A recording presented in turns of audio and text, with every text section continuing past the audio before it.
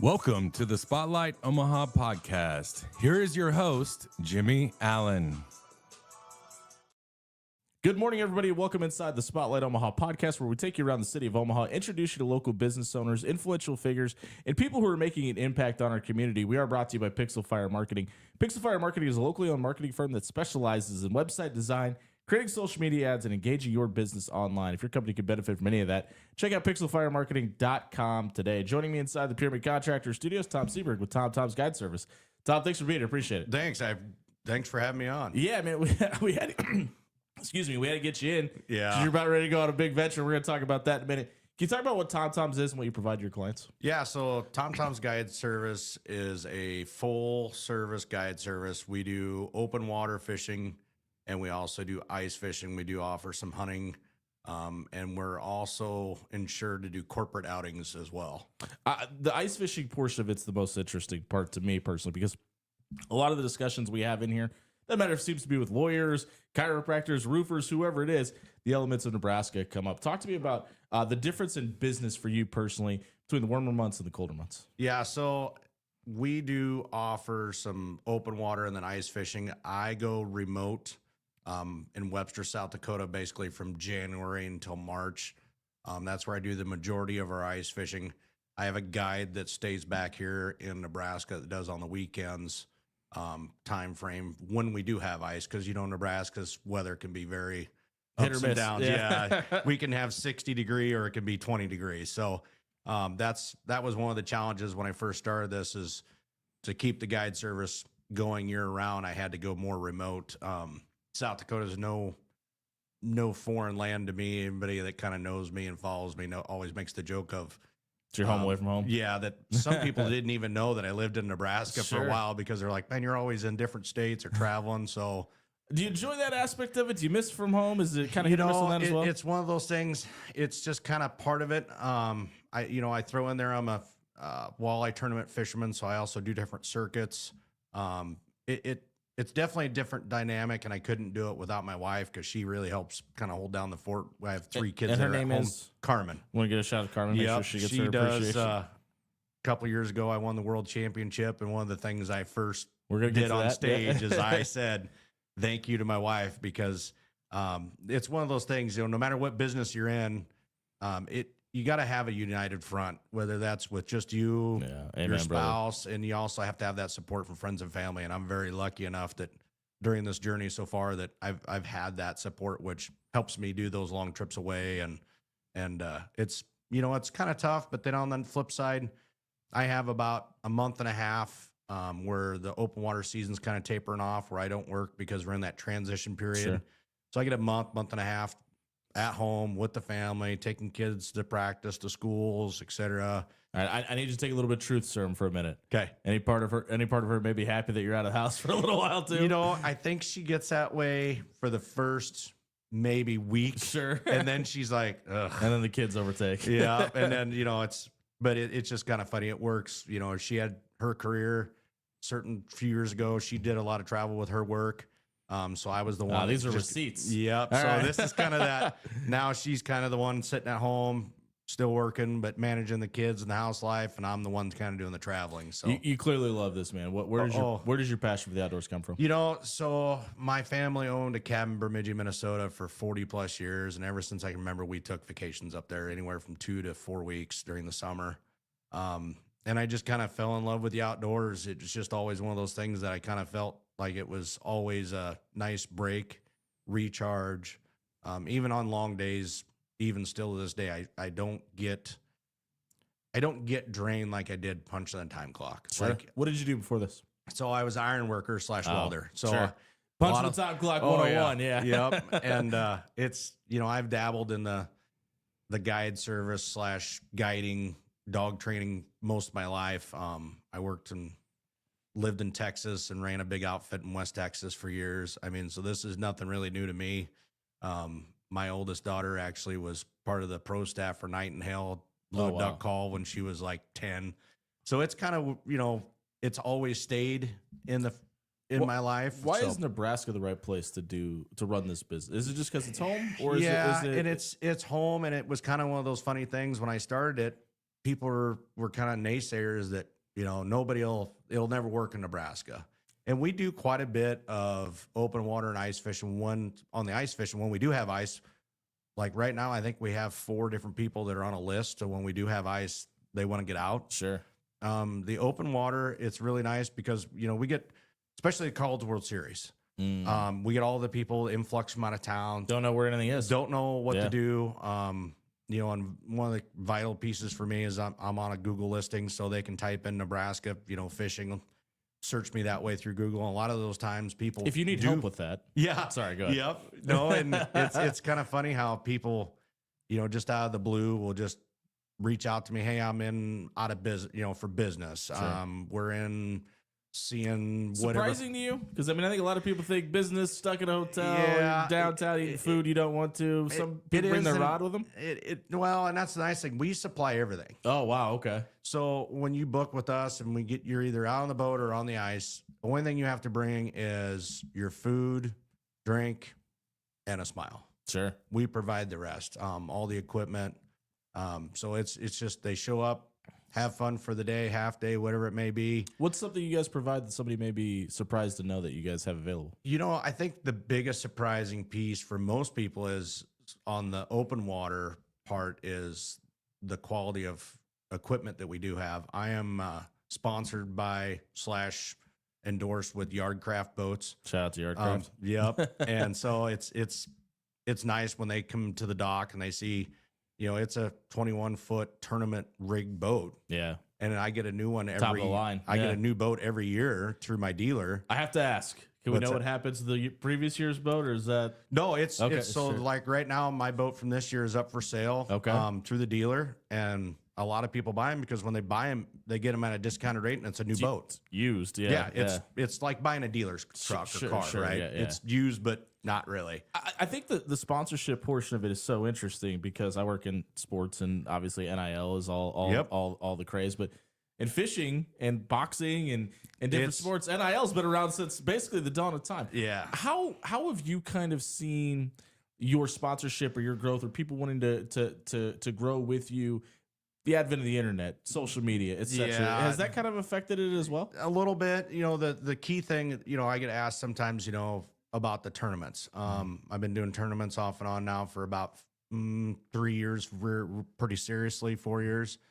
And we have sponsors, and they get their logo on the boat and the truck, and it's a paid sponsorship. It's advertising. Yep. I put on right around 30 to 38,000 miles a year on my truck traveling across the Midwest, United States, going to different tournaments. So these Can't put a value on that type yeah, of so it's a moving billboard. And, in my industry, especially on the tournament series part, we can't compete without having those sponsorships. Right. It's one of those deals. In essence, the athlete can't perform without having X, Y, and Z. And it's just the cost, especially with the This price is your of helmet. fuel. This is your bat. This Yep. yeah. Yep. And so, we see a lot of these companies that maybe people wouldn't think. Like I have a trucking company that sponsored me last year. I got a welding company. Some of these other companies that sponsored, some people wouldn't really think of sponsoring a tournament fisherman / guide. But the nice bonus part is their advertisement on my truck and boat is not just seen during tournament time. It's by the general public. Just you. Yeah. So when I'm guiding, they see all these different products listed on the boat, and they're like, "Oh, I never heard of that." And so then they look into it, and it took a little bit of kind of thinking on some of the ones that I've reached out to for sponsorships because I didn't want to just have the normal sponsors. I wanted to have different kind of sponsors because give them a different avenue because of their target.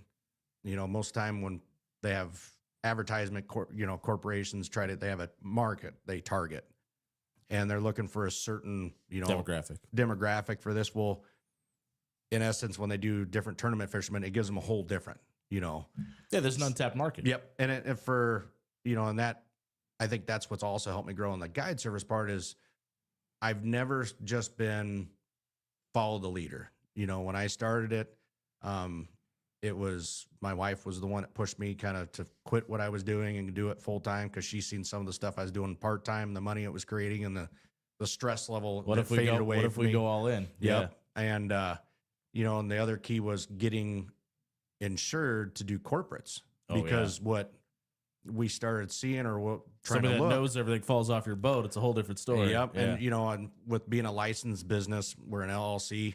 If, we had some different plumbing companies, Ferguson Plumbing at one time did some corporates with us. I take some guys from Boys Town out. It's a nice, and they can pay me through an I-9, and that it's right through their headquarters. Put that EIN on the W-9, you're good to go. Yep. And that's, and that was one of the things looking, there's, some guide services just, there's no regulations. Yeah. My business is kind of weird that people would think there's a lot of things that you have to have. Mm-hmm.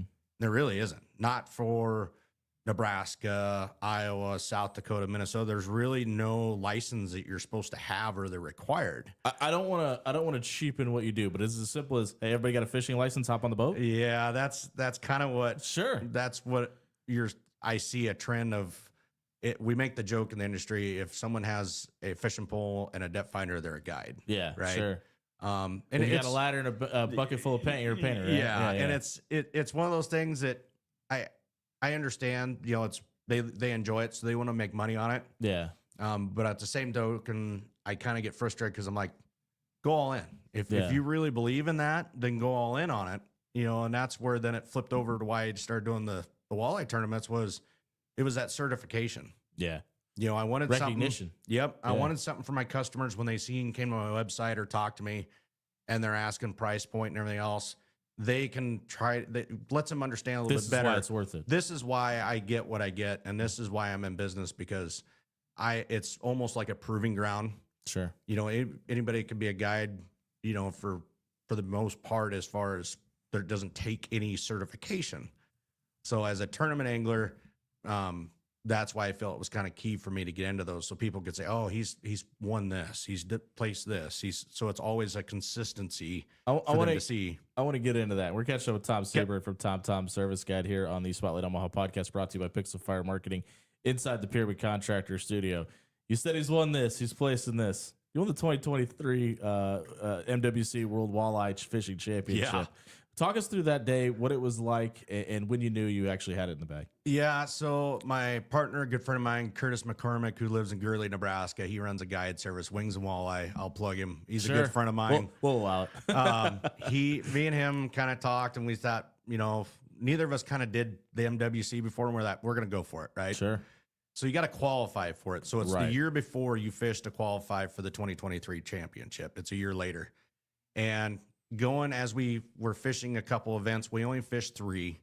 And at the end of fishing 3, somebody said, I think it was like 3 or 4 weeks later when we got done with Cass Lake, Minnesota tournament, I got a message from a buddy of mine and said, hey, congratulations, you made it you qualified for the world championship. So you didn't even know? We Okay. didn't even really know. Wow. We struggled. We were always like one fish not enough, or we were just short of having cash in a check every tournament. What do you need to do to qualify? So to qualify, you have to have so many points, and those points are based on how many people are entered in that tournament, and you got to place so high up, or the weight of your fish. One of the things, So Curtis, a bunch or one big yeah. one? Sure. So Curtis and I made a joke.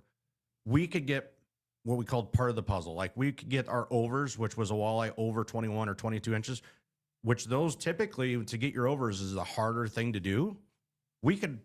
For some reason, we didn't have a problem getting our overs. Just couldn't get a bunch of them. We couldn't get our unders. Yeah. So you get 2 overs and 3 unders, and there was times we couldn't get our unders. And guys were saying, man, we're glad you didn't get your unders because you would have beat all of us. Yeah. We kind of made the joke like, yeah, well, we'd rather get the bigs than the little guys. Right, right.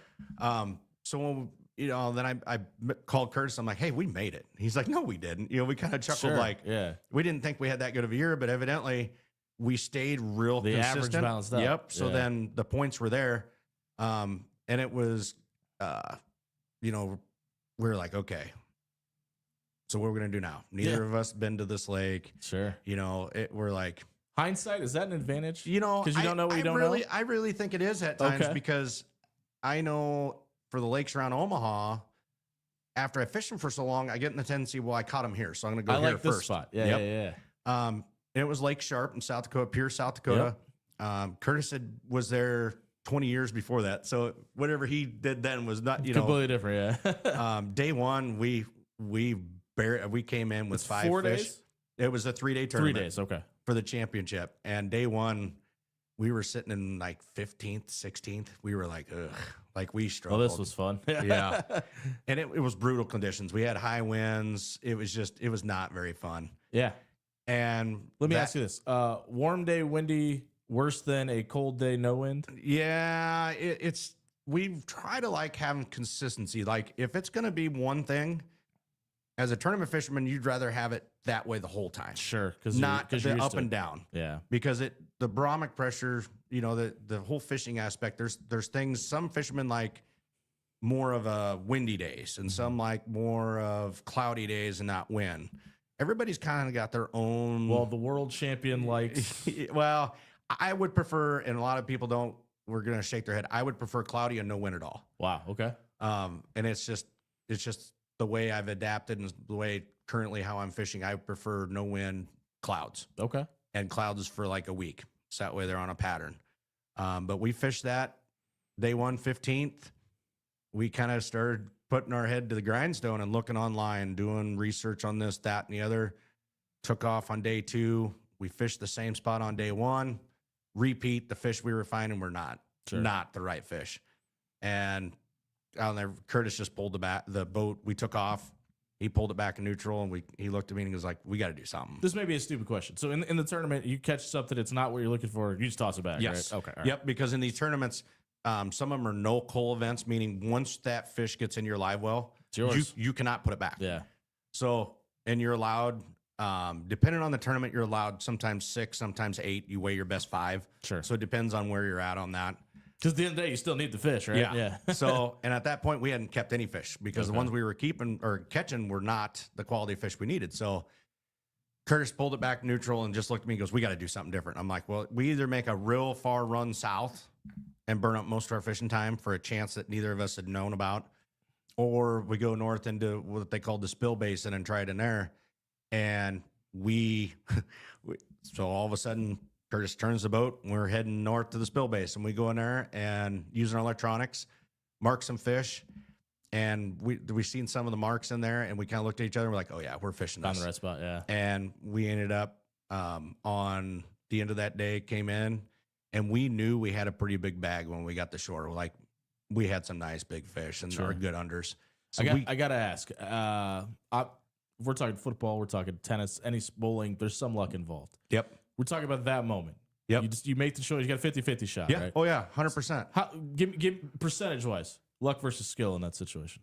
I think there's always that 50% luck. Wow. Okay. I didn't think it'd be that high. All right. And the reason I say that is because it's a factor. If you go to a spot and you don't stay there long enough, most of the time fish, what we call a bite window. Yeah. There's different things that happen throughout the day that they just won't bite, but you can come back They're to live them. animals, yeah. And then now all of a sudden they bite. So a lot of guys would be like, oh, it's only 0.25%. I think at times just making the decision to go to place A, B, or C that you found, depending on what spot you go to, I think is makes all the difference in the world. And so over time, I think we start analyzing those decisions, and sometimes people can make the wrong decision by overthinking. So that's where I think sometimes it's just 50% luck. But we waited last to weigh in on day 2, just because we kind of had a feeling that we were going to be really good. Sure. And lo and probably behold, not a bad spot to be in. Lo and behold, we're sitting in 15th. We went for it all. Walk across stage. We weighed. They announced we were day 2 leaders. Wow. And we both just high-fiving, giving chest bump. We were stoked. Yeah. Come back from 15th to leading it. So we went back. Now day 3, we got a camera guy in the boat, and we go back to the same spot because we're like, okay, we got our good fishing day 2 there. We got to go back. And it was one of those days where previously we had a little bit of wind. It was cooler. It was cloudy. Day 3, no wind, sunny. Perfect. Not for walleye fishing. No, Not for us. Okay. No, not for us. So we were kind of sweating it. We grinded it out in that spot all day. And the cameraman kind of asked us a couple times because we weren't catching that many fish. We would catch one here, hour later, catch another one. Makes his job a little tough. Yeah. And the cameraman goes, so we're going to stay here all day? And we're like, we're going to stay here until we had an alarm clock set that we knew it took X amount of minutes to go from that spot to the weigh-in. Right. Maybe Because you have to be there on time the last day. Yep. Yeah. And we knew maybe that gave us a minute leeway. I mean, we were going to cut it close. Sure. Curtis on his side of the boat, one of the rods went off. His rods picked it up, reeled it in, and I netted it. And it was I think it was a 26, 27-inch walleye, which is really good for tournaments. And we were like, okay, we got this. It's going. And that was our one over. We never got another good quality over. Wow. And we had our unders in, and we're like, okay. And then we kind of look around. Fair to assume the rest of the group was struggling because of the weather conditions. Yeah, as well? there was some that kind of moved up a little bit. But what we dawned on us all of a sudden when we got into our spot, the team that was in second place was in the same place we were. And so we kind of looked at each other like, are they getting their fish? Because then you start thinking, are they getting on fish? Yeah. Are they not? They took off about an hour till quitting time. We're like, that's either really good for them and really bad for us, or really bad for them and great for us. Yeah, because they're looking for something else. Yeah. So alarm goes off. Curtis runs up front, pulls the trolling motor. I'm reeling in lines as fast as I can because we got it down to the millisecond. Yeah. We go screaming downriver into the marina. I think Curtis laughed and said, well, we had plenty of time. I think it was like 27 seconds. Yeah. Like we pushed it. Probably felt like 2. Yeah. Yeah. We were uncertain. We were, it was that whole kind of almost throw up, we got sick the to your big stomach, one. Big enough. Yeah.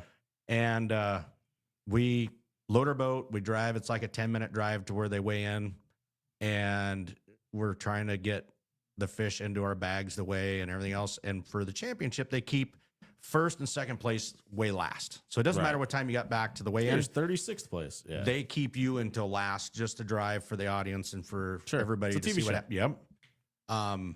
And then I look, and all of a sudden, here comes my son and my 2 kids. And I was shocked because our wives and our family weren't there. It's usually just us at these locations at weigh-ins. Because you're out on a boat. Yeah. And, and it's a lot for them to travel to. So that was really cool to see our family there on the last day of weigh-in. And we take our fish in these baskets, and they put them in these bump takes where it's water, and it keeps more alive. And the second place team was ahead of us. They weigh first. We weigh second. And you keep them down in the water kind of so nobody sees them, right? Yeah.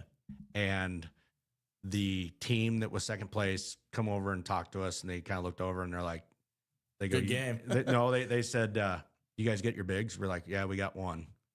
And they both come over and shook our hands. They're like, congratulations, guys. We didn't. You guys won. Yeah. And we're like, what? Wow. And at first, Curtis and I kind of didn't. Did you believe him? Yeah. We're like, I don't know. And then when they got on stage and weighed, we kind of looked at each other like, oh, we I think we did. Yeah. And then when they brought us on stage, of course, our kids came on stage with us. That's awesome. To weigh for our final day for our tournament. So we were crowned the world champion. I have to ask, hindsight, I mean, obviously you guys won, so it worked out that day. But looking back at the way you did it, the timer, the last second, right move? Yes. Yeah. Okay. Yep. No, anytime you start changing or thinking something, then it just undermines everything. So I qualified that year. Curtis and I won the world championship. As a world champion, you have the right to defend your championship the following year. Sure. So this year, you're not fishing it all this year, huh? Well, no. So I fished this year with a different partner for next year's world championship. Gotcha. But anyway, this year it was on Lake Huron, which is a great lake. Yeah. Nowhere close to home. Right. 10-hour drive. It was 17 and a half hours from here. Oh, okay. Gotcha. To Lake Huron. It's all the way up. I'm thinking Lake Michigan. I'm sorry. Yeah, you're right. So Curtis, he runs his guide service plus a welding business. He couldn't make it because of family ties and things going on at home. Sure. So it was It's tough kind of being a world champion. Yep. So my 13-year-old son, Jacob, who is in the industry, he's pro staffs for a lot of different companies, just like I do. He got the opportunity. I pulled him out of school. We went up there for a week, pre-fished, and we ended up finishing 8th. Wow. So that was a time that I kind of made the joke that it was really, really a big moment to get the world championship. But for me and my son to fish the world championship and get 8th and half the team zeroed. Wow. That's a big win. You'll never get that back, right? I don't know if I could pick which one's more important of a finish. Sure. And it may sound funny, but to have my son with me and experience that for those 3 days at fishing a tournament. Totally different. is just a different deal. So, and we're catching up with Tom Sieburg from Tom Service Guide here on the Spotlight Omaha podcast, brought to you by Pixel Fire Marketing inside the Pyramid Contractors studio. I want to get back to Tom's for a minute. Where does the name come from? so when I met my wife, and I went back to her, she's from Mars, Iowa. We went back there, and I got introduced to her family. Her dad, his name is Tom. Oh, okay. Good thing that's not weird. Yeah. And so to make it even kind of weirder, kind of funny, is my dad is Tom. Sure. Her mom is Kathy. My mom is Catherine. Wow. Yeah. You can't make this up. No, you cannot. So her family, her mom, her dad, and her brothers, or mainly her mom and dad, would Tom. Yeah. That way there wasn't a confusion, because if I was back home for a holiday or something, they say Tom, then I'm Both looking. you, So they called me Tom. So when we kind of started looking at a name, I was like, well, and my wife's brothers, when I take them fishing, I think a couple of them told their buddies, they're like, oh, we use Toms. Yeah. Because, back in the day, you had Toms. The Tom was the GPS, right? Right. That's where you could find someplace. Sure. So I thought that was kind of cool. So we started thinking about it more. I'm like, you know what? I'm just going to go with it. Yeah, it's great brand recognition. It's my name. It is part of me. It's just not a business. It is truly a part of me.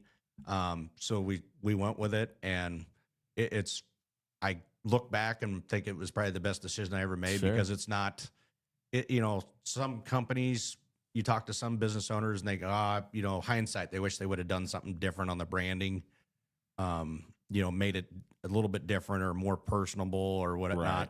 So I think that was a very good move on our part, and I'm very proud of the fact that it's basically named after me, because it is a part of who I am. Well, we got a ton of questions. We're up against it, but I hope you don't mind going over, because these stories have been great. Brad says, I'm a South Dakota native. I want to know where I could find ice fishing on Tom's website. Can you walk us through that? So you go on the Tom's website and look at services, and you'll see open water and ice fishing. And it gives the price breakdown. We offer hubs and offer some snow bear trips. The snow bears is connected through Helm Marine, who I kind of share a sister home with in Webster, South Dakota. So, Sure. Yep, that's where you can find that. I'm going to make you pick between your favorite children, not your actually children, but you guys offer hunting as well. Yep. It's a day out of the boat or a day out in the spot. Which one is it? It's kind of funny, because I got a lot of great memories as a kid, both, right? Mhm. And guiding is a great opportunity, because you're a part of somebody's memory and legacy and their storytelling forever, right? Right. There's times that when I'm in the boat and I see ducks and geese flying, that I'm kind of torn. I'm like, man, I really wish I was doing that today. I don't think there's really a favorite. I think it's more of, to me, which one is more popular. Sure. Like, because this is a way for you guys to make money also. Yeah. And the fishing part is, none of them's easy. Right. Like I have so much time in the scouting and trying to figure out and hone my craft and trying to get clients on the right fish or whatever. The thing that has gotten tough for me here in Nebraska, especially, is our flight pattern for waterfowl has changed, because we're not getting the fall, spring. Our weather's not Climate's like it been used. different. Yeah. Yep. So I think that's why I still do some. I took a corporate down to Oklahoma last year for goose hunting. So we do still some of it. It's just, it doesn't seem like we do as much, because I think after maybe winning the world championship and we were plastered all over the news stations up north. More people are finding you for I think fishing. more people are finding us for the fishing. So that seems to be more of our business that we're doing right now. But we still Who doesn't want to dabble. go fishing with the world champion? Yeah. It's got to, and it's, you learn some things. Pretty cool. And you get to see kind of, I make the joke that there probably isn't anything in my boat that somebody hasn't looked at a show or online that had questions. Sure. So it's a great opportunity for a lot of people to get in the boat or on the ice and be like, hey, what about this live scope? How does this work? How does this work? How does this work? Yeah. So, I don't want to put words in your mouth, but it's almost like you're kind of like a father figure to some of these people you take out and explain. Yep. This is how a rod works. This is how you use this scope. And et cetera, we et cetera. do a lot with kids. I enjoy. That's what I was going to ask. What's better for you? Obviously, it's probably more profitable if you take a corporate event out or a dad and a couple boys. I would rather take a family out. Yeah, that's what I thought you were going to say. It's just that, and here's the reason why. You take let's say a 8-year-old, 10-year-old boy, okay? In today's world, 8 and 10-year-olds are doing a lot on their phone, computers, electronics, right? Yeah. It's still magic. You get them on the ice, they don't, or in the boat, and they don't see that at first, and then they catch a fish, and it may be a fish that I would never take a picture of myself personally, right? It's a Or 20-foot shark for them. Yeah. But yes, exactly, and that's the thing that it's that magical moment that you realize that no matter what it is, Right. when you see that child get excited and happy, and they're just amped for it. That's kind of that. Yep, I'm doing the right thing. Right. Sure. Like, and a kid can catch, a certain size fish 20 times in a row, and they're not a big fish, and they're still ecstatic on the 21st. Yep. Like it doesn't get old for them. And so that's why, and I really enjoy the kids aspect, or even, let's not even just kids, people that have never experienced it, first timers. Sure. Because that's a possibility that they are now going to have a love for the outdoors. And I think in today's world, the hustle and bustle and just technology, and we're also, Stuff for people to get away. screened. Yeah. That if they can get involved in this and figure out that they do enjoy it, then maybe their kids, their grandkids, or whatever. I mean, if you think about it, the fishing, hunting is our heritage. Yeah. Especially in the Midwest. Right. I mean, there ain't many families. Nebraska, Iowa, Minnesota. Yeah, I mean, there isn't many families. Somebody goes, "Oh, I don't hunt." Well, you may not hunt or fish, but I bet you if you look at your dad when he was a kid, he did, or if you look at your grandparents, they most likely did. I want to ask about that too, because I mean, I'm sure this is your least favorite topic, but I'd be remiss if we didn't ask about it. But there's PETA, and there is people out there that want to tell you it's inhumane to do hunting and things like that. What is your response to that group? So my response is, you can cuss on this. No, you're fine. No, and I've learned. I make the joke with my older age. I've learned that it's not. You can't get upset for someone not knowing the whole story, right? Was that tough for you when you were younger? Yeah, it was. Okay. I would be like, oh, you're ignorant. You don't know. You'll never understand. And as I've gotten older, I've just, the more you kind of talk to people and understand their point of view, lack of knowledge. You start understanding that you both have a lack of knowledge. Like I have a lack of knowledge of what they know because I'm not in their shoes. Right. And they have a lack of knowledge of what I know and where I'm at. I love this answer, by the way. Yeah. So, and I'll go, especially on the hunting part, when they're going on and on and on. I'll go right back to what I was told by a PH, was as a professional hunter / guide that's from Africa that I met when I was in New Zealand hunting. When they'd hunted elephants, and this is probably the best way I can explain this to people, and the light bulb will kick on. When the PHs in Africa are looking for a trophy elephant, they look at the dung / their crap on the ground. Sure. And how they tell if it's an elephant of a trophy caliber that they need to hunt or not is by the leaves. If it's looks like coffee grounds on the ground, that's a young bull and he has all of his teeth. Sure. If they find the pile and you see half chunks of leaf that's not digested because it wasn't chewed up, that's the one I want to go after because they know that bull is past his prime. Wow. Okay. So it's almost like a mercy type situation too. And that's not always, I mean, and everybody's, not all the time are we taking the older ones out of the herds. I understand that. I can't help but notice you smiled when you started telling this story and talked about the lack of knowledge. Is this something that maybe at this stage of your life you actually enjoy the conversation? I do, because I think if people understand you're not the always whole right aspect, that they start to, and I don't ever want them to be like, oh, you're right, because there's some people that are just not gonna agree with it, right? And not even just about this subject, 99% of the time. So, but I think deep down, if people understand where, I mean, you go back to our grandparents during the Depression, if there wasn't hunting and fishing, they didn't eat. Right. So there is, and somebody goes, well, we don't need it now. Well, that's because maybe you buy all your food from the store. Sure, not everybody. My family would rather eat duck, goose, and deer meat and eat fish more than they would go to the store. Right. And that's part of it. Like, my wife met me, she never ate venison. Mm-hmm. Well, now that a few years of dating, she eat venison, and now that's like her favorite. Like, she would rather have a deer steak than a beef steak. What's your favorite cut of meat? Oh, I am.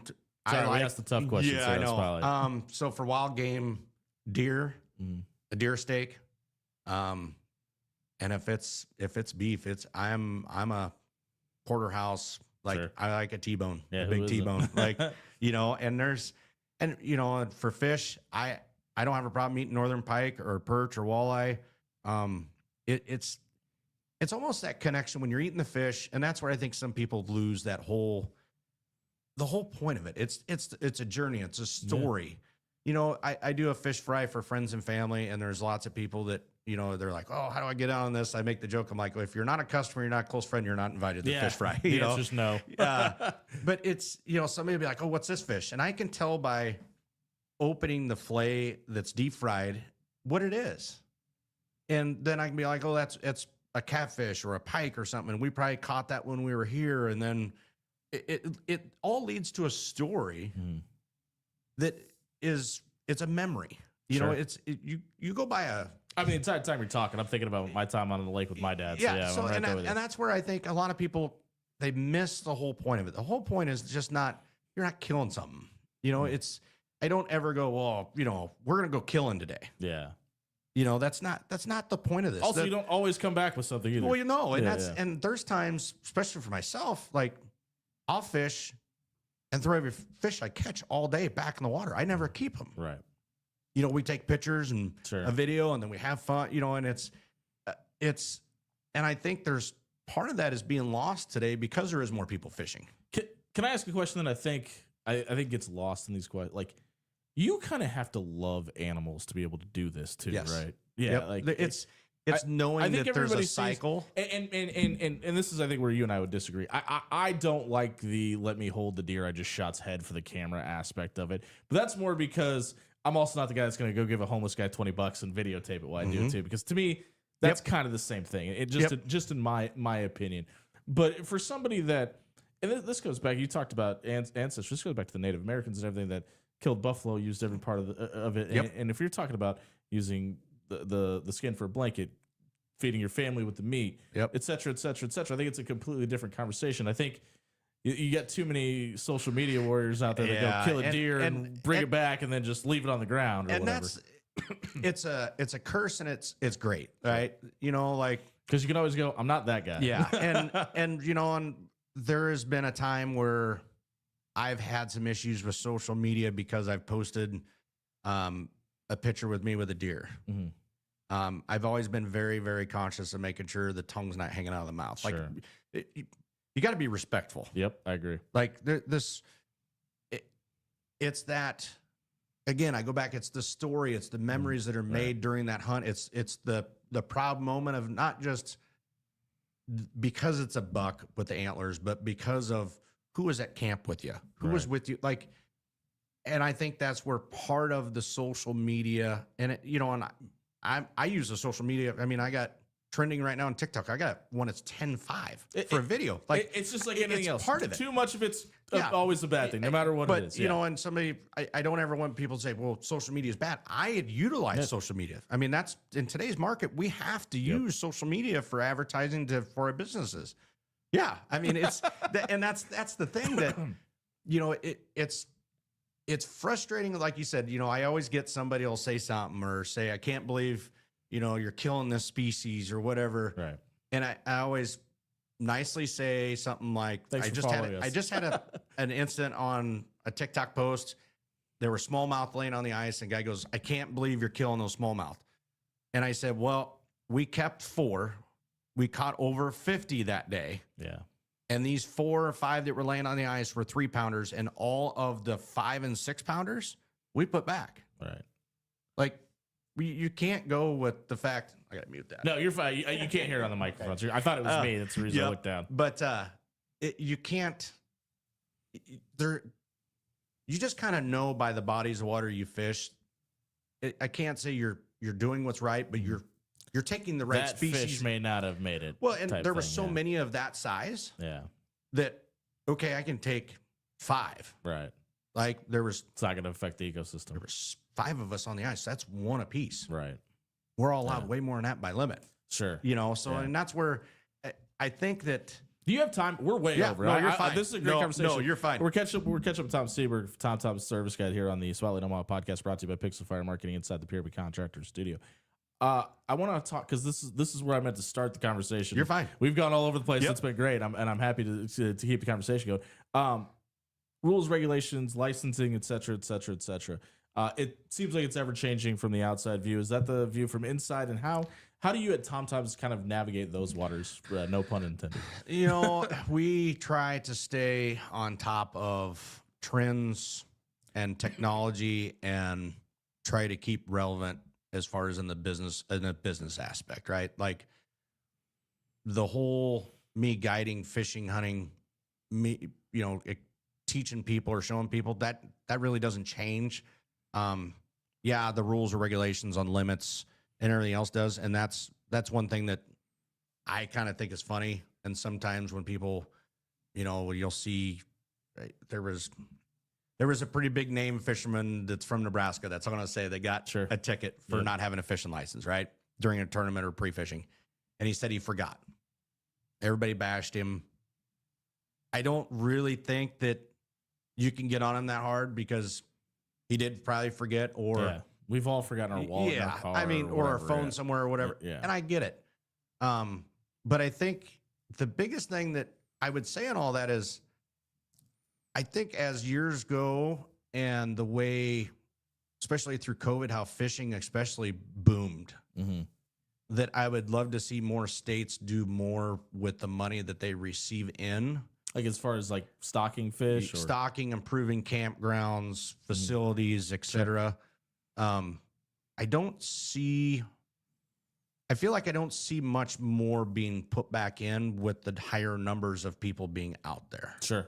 And I could be wrong. Like we all, it's probably different in different places too. And every state's different. Like in South Dakota, you see more boat ramps, better facilities, public fish cleaning stations that are really high end, nice, state of the art, but you don't see it in Nebraska. And the argument is well, Nebraska doesn't sell as many fishing licenses as South Dakota, et cetera, which may be fine. But I think the thing that we all should probably pay attention to and help push is that everything costs more money now than it did 10 years ago, right? Everybody can agree upon that. That's a cool thing called inflation going around. Read about it. And that trickles down to everything, like these fish biologists and everybody else that's raising these fish to stock the lakes, that all costs more than it did 15, 20 years ago, right? And South Dakota just had some increases on some different licensing and I heard a lot of people on social media, how everything goes haywire. Nobody ever complains on social media. Yeah. This is baloney, this is bull, we only paid this much. Why is it now this much? I think if we truly all sit back and look at what these licenses cost and what the regulations are and whatever, I think you have to be pretty fortunate the fact that it's not that expensive. Well, in our country, like you go to other countries, the common person can't hunt or fish. Right. Like it's depending on the country you go to, it's for the very wealthy. Yeah, exactly. Yeah. Yeah. So I think at times $6 might not be that bad of a deal. And I make the joke when somebody goes, "Oh, non-resident fishing license is $80 some for the year," and I think that's South Dakota's now. It's like $80 some for the year or whatever. Okay. And somebody's like, "Can't believe how high it is," but yet the guy's driving a Ford F-250, and I'm not picking on Fords. I'm just, for example, a brand new pickup that cost $100,000. That's 20 cents a day, in case anybody's wondering. But go ahead. So I'm just like, really? Like you want to complain about the price of a fishing license, but yet you drive a $100,000 truck and pay $3 diesel. I have to ask, and this is going to be unique to your thought process. So that's why I think this is an interesting question. Any part of you, as somebody that lives here, feel responsible for maybe improving the conditions or talking to legislative or being maybe a voice for the everyday man? Yes, I saw.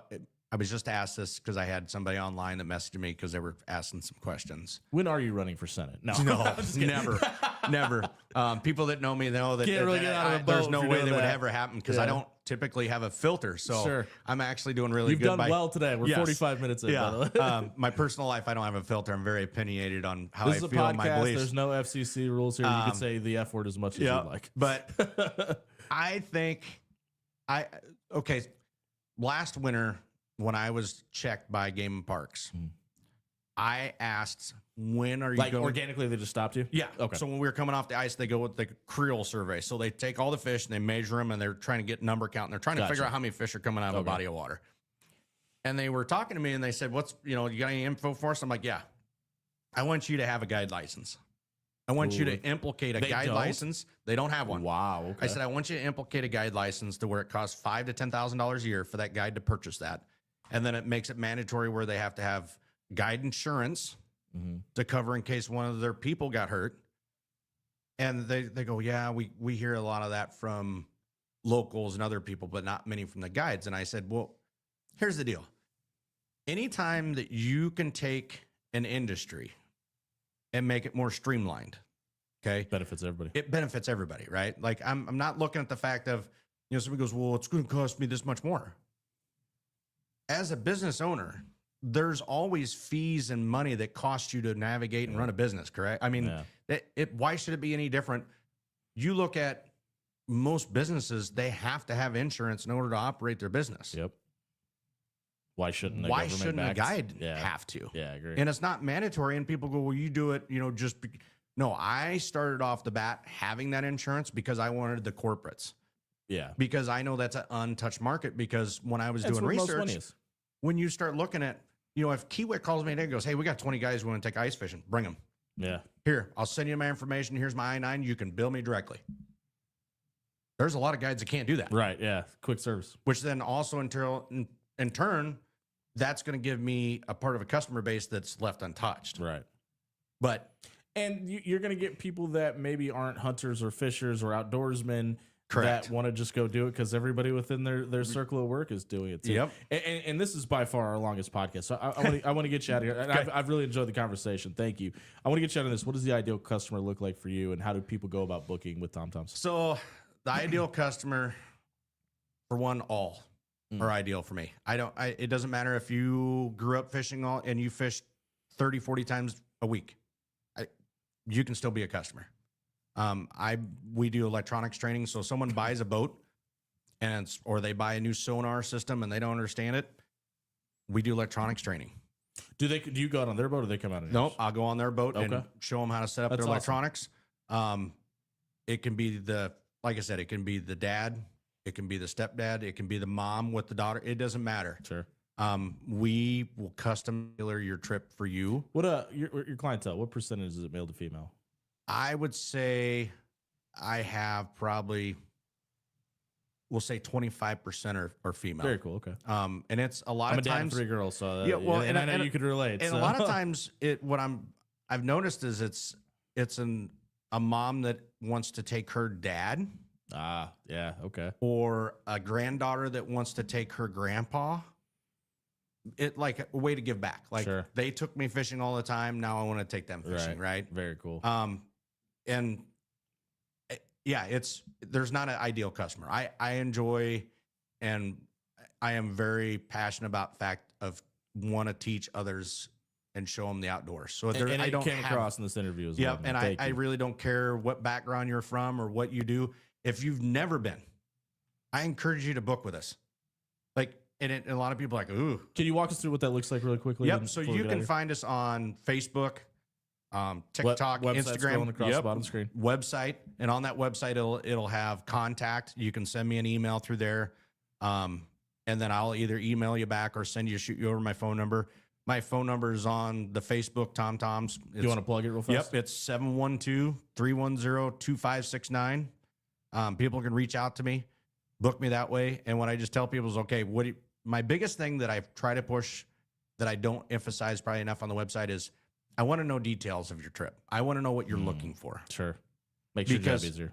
I want to be able to provide what you're looking for. If you want to go out and just get a lot of different hook sets and not worry about a trophy fish, then tell me that. And then we'll go key on this different species or go do this. If you want to go after a certain trophy fish, then we can key to that. I really like hearing what they expect and what they're wanting. Helps you deliver. Yes, because I want to try to do what I want. I want to make sure that at the end of the day, what they paid for is what they were wanting. I don't want to they show up and I just treat them like every client, because I think a lot of different services probably fail in that part is they think it's just another client. We're just going to go out and do the same old we do every day.